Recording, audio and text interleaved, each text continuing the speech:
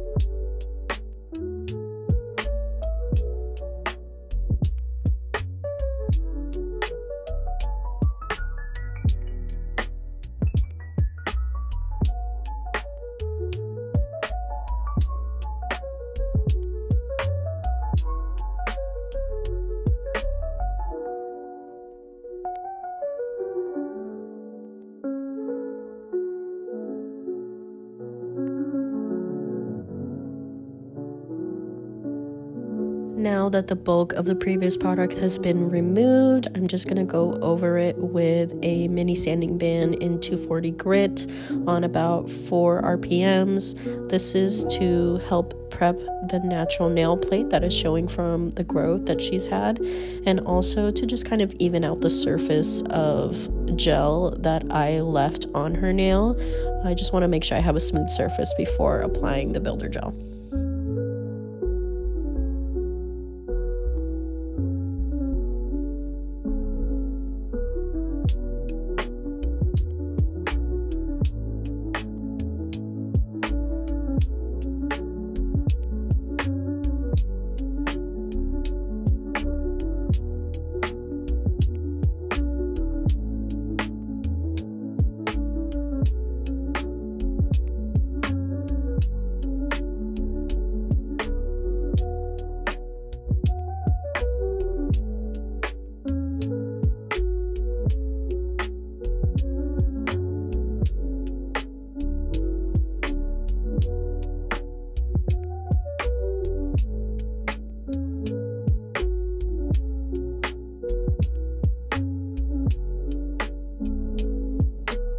You can also use this time to remove any lifting. You can see in the middle there, she had some lifting, so I'm just going to remove that.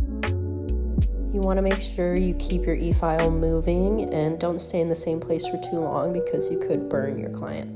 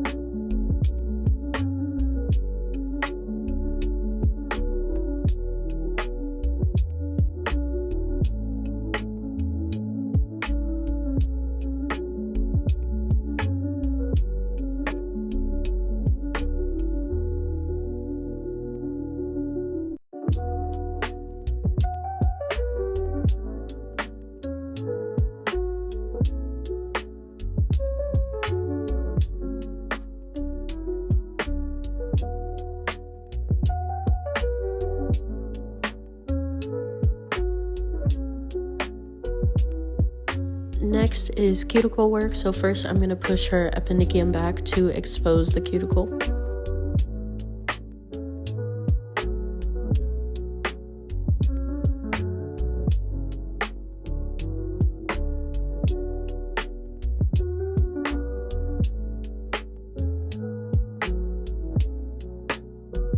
Next, I'm going with a medium coarse flame bit on about 9 or 10 RPMs to remove that dead cuticle on her nail plate. This is done very, very gently. You don't need to apply any pressure if you are using your e-file at the correct speed. And you want to use speed with your e-file, because if your e-file is going too slow, you're going to have to push harder on the nail plate, and that can cause a lot of damage. So let it go fast. It's a little scary at first, but once you're used to controlling it, it's way easier and you put way less pressure on your client's nails.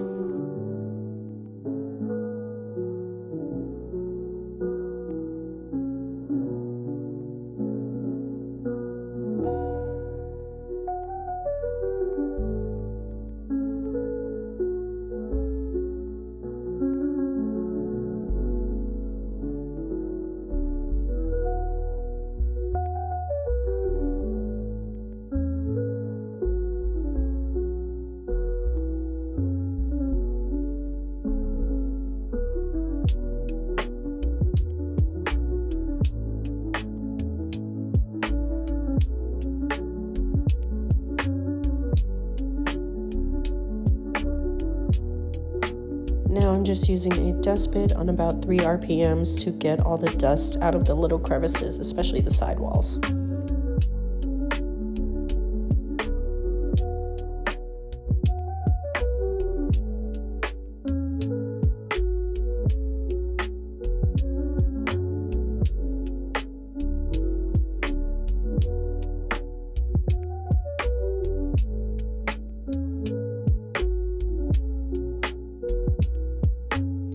this part is optional. You can go in with some cuticle scissors and trim off any dry skin that you see. Be very careful when you do this and only do it on the fingers that need it.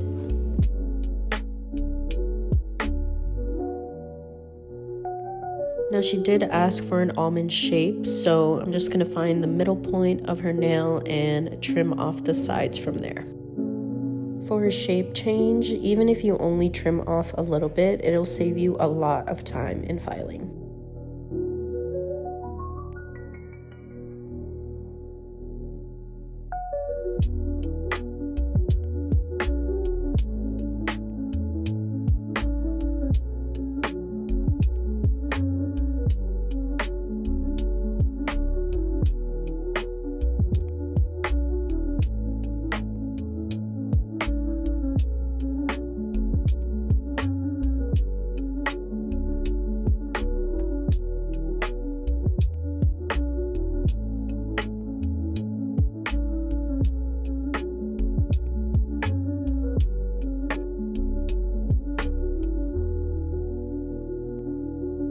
Now I'm just gonna file and smooth out those edges.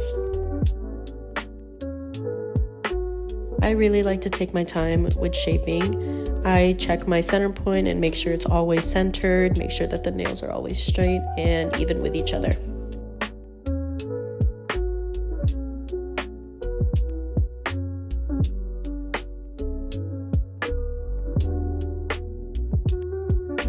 I like to mainly file from the sides so that I don't change the length.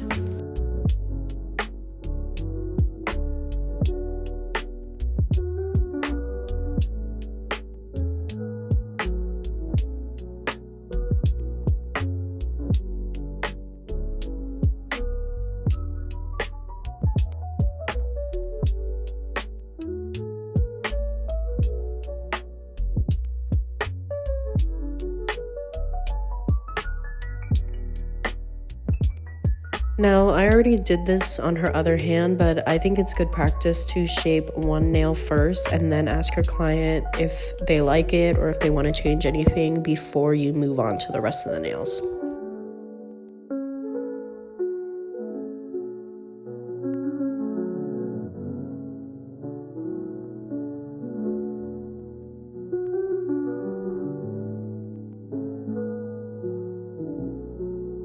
Now that her nails are all shaped, I'm going to go in with my nail dehydrator. All the products that I use in this video will be linked in the description, so make sure to check that out.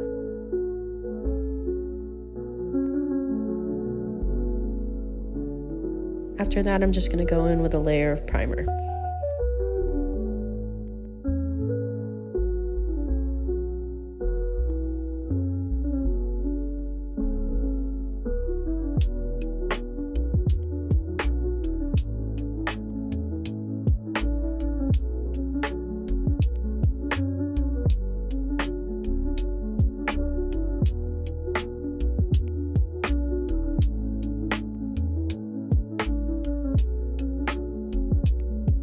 Moving on to application, I'll be using Clarity by Luminary Systems. It's a flex gel and it works really well on all sorts of nail types and has really great retention.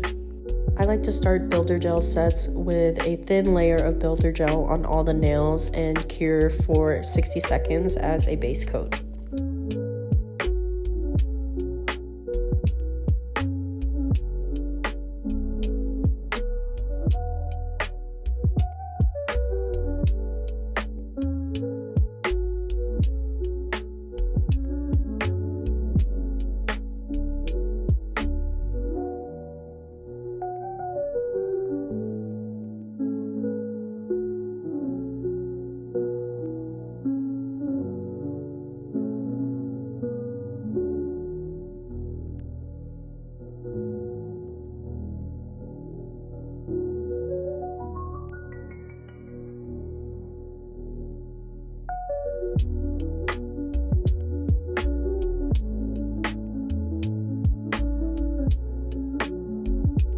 Now to build the structure, I kind of just bounce the product into a ball like close to the penicillin here or the cuticle push it up to the cuticle as much as you can without flooding it, and then lightly, very lightly pull the product down the nail.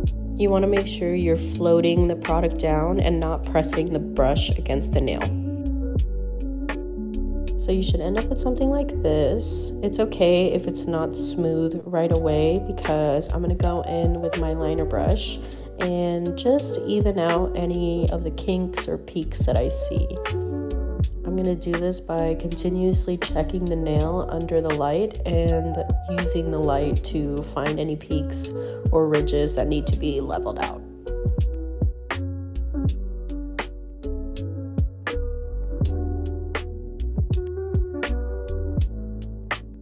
You can also use your liner brush to pull the product into really tight corners, like around the cuticle or in the sidewalls.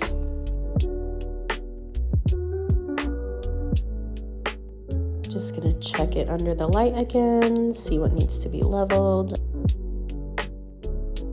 Now, I usually keep the finger pointed down, but if you notice that it starts to pool around the tip of the nail, you can bring it up a little so it'll level back out.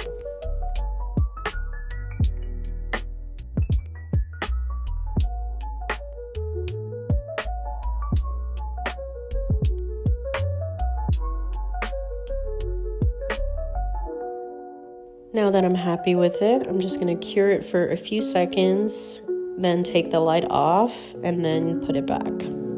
The reason I do this is because builder gel is a thicker gel product, thicker than most gel products. So when it cures, it's going to cure fast in a short amount of time. So that's what causes a burn.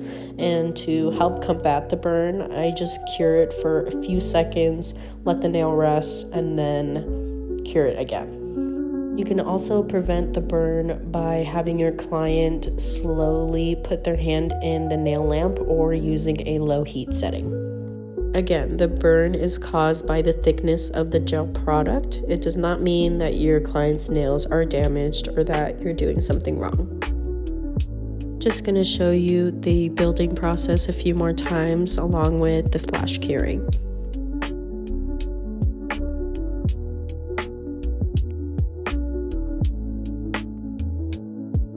Some people suggest using a slip layer or a layer of uncured gel to help the gel level out.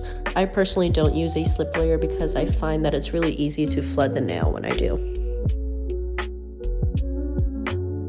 You can't see it, but I'm pushing the product as close to the corner as possible, leaving about the width of a liner brush so that it doesn't flood the cuticle. If you look closely, you can see in the cuticle and on the side walls, I left that little gap so that I could use my liner brush to pull the product in there myself and avoid flooding the nail.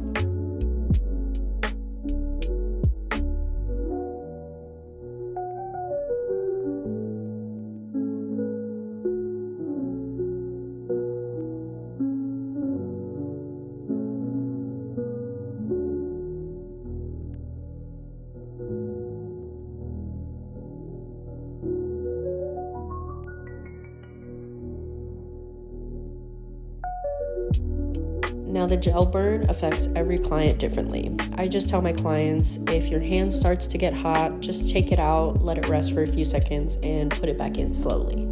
It really goes a long way to warn your clients beforehand of the possible burn. You want to reassure them that you're not doing anything to damage their nails and that it's just the nature of the product.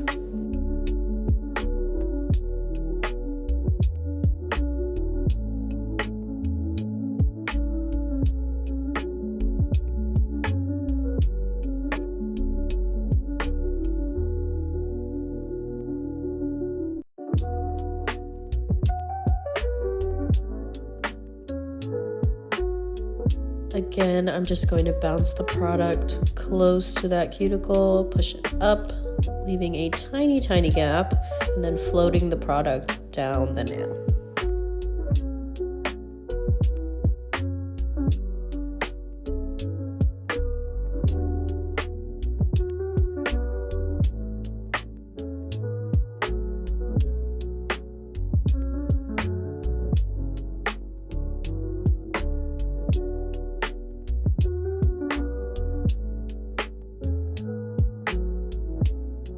Moving on to the design, I'm going to start with a sheer pink base color on all the fingers except for the middle finger.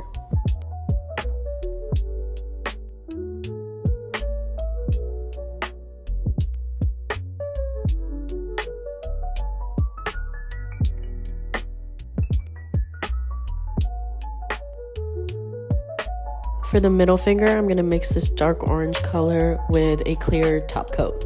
This is going to be the base for our tortoiseshell design.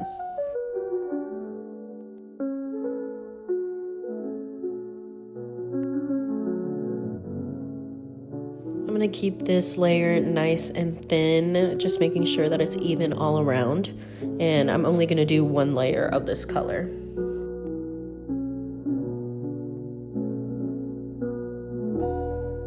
Just going in with a second layer of that sheer pink base color.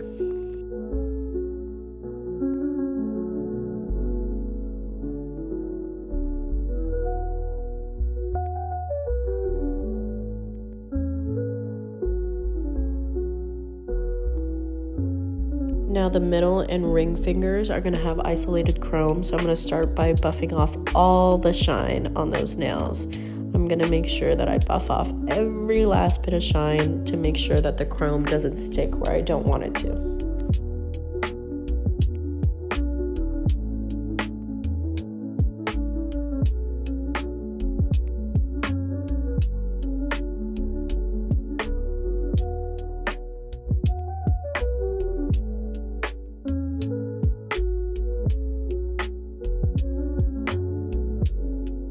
To paint my chrome design, I'm going to be using the McCart rhinestone glue. The ring finger is going to have this natural looking oval, so I'm just starting with curved lines on the sides and then meeting them in the middle. This does not have to be perfect at all.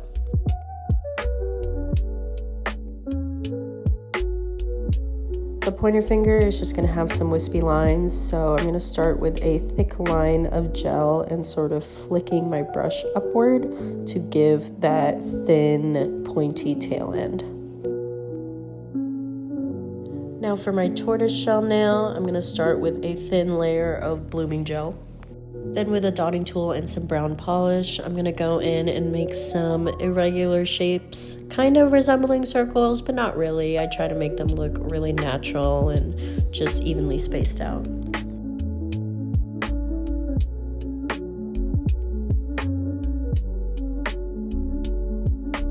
Gonna let the blooming gel spread it around a little, add a little more to darken it up. You can kind of just play around with it and add as much as you want. Now while that layer cures, I'm just going to do the same thing on the other hand.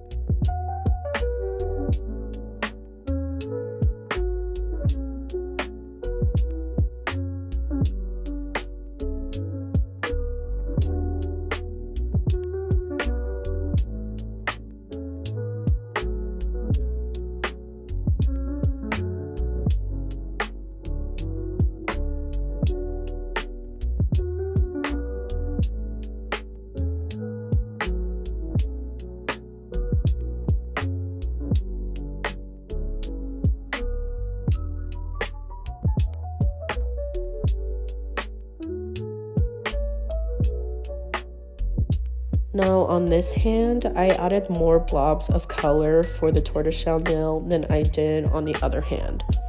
I just think tortoiseshell nails look better when they're full of color because it gives it more dimension and makes it more interesting. Now that the other hand is cured, I'm going to go in with my gold chrome. I'm using a sponge applicator and trying to only get it on the gel design. I know I buffed the nail and that it shouldn't stick to anything, but I don't like to take my chances. Since it's a little bit of a 3D design using the rhinestone glue, I don't have to press very hard to get the chrome powder on there.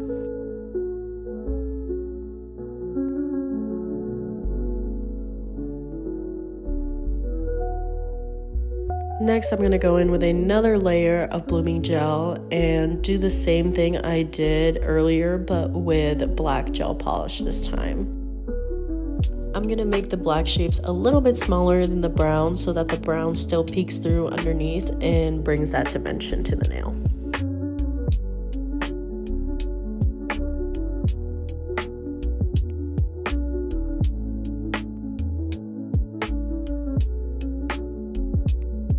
Here, I'm just floating some top coat over my chrome designs so that they stay in place. I make sure to wipe off the brush before putting it back in the bottle so that I don't get any loose chrome powder in there. While that cures, I'm just going to do the same thing to the other hand.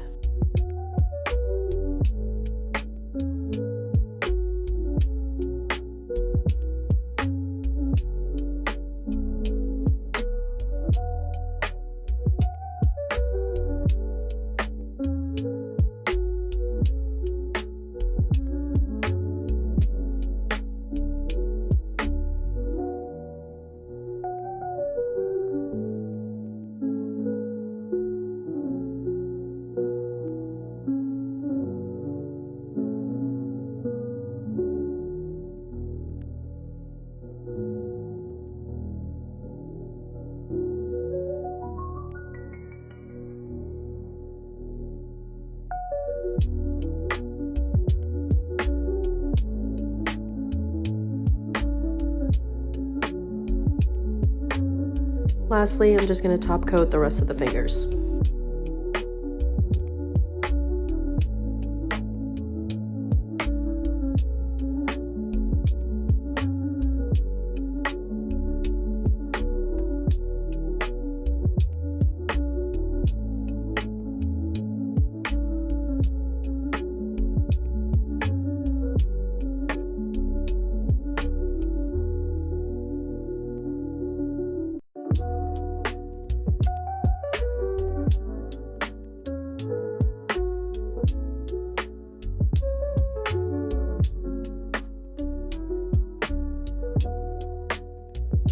And this is the final look. Thank you guys so much for watching. Let me know what you guys think in the comments below. Bye.